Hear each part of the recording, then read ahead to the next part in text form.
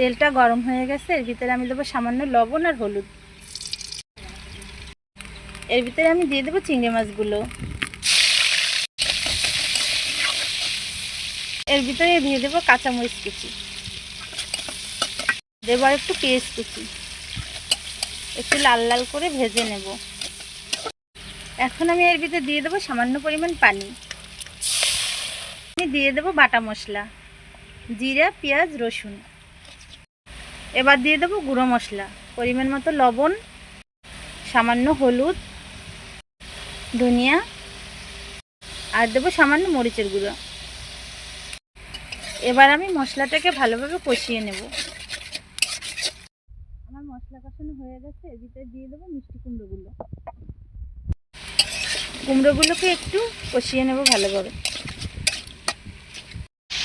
আমার কুমড়ো কষানো প্রায় হয়ে গেছে। এর ভিতরে আমি দেবো সামান্য একটু চিনি, এটাকে একটু মিশিয়ে দেবো। আমার কুমড়োটা কষানো হয়ে গেছে, আমি দেবো ঝোলের পানি। এবার ঢেকে দেব। চিনিটা দিলে মিষ্টি কুমড়োটা একটু মিষ্টি মিষ্টি স্বাদ আসে, ভালো লাগে খেতে। আমার কুমড়োর তরকারিটা প্রায় হয়ে এসেছে, আর একটু ঝোল টানলে নামিয়ে নেব। আমার তরকারিটা হয়ে গিয়েছে, আমি এখন নামিয়ে নেব।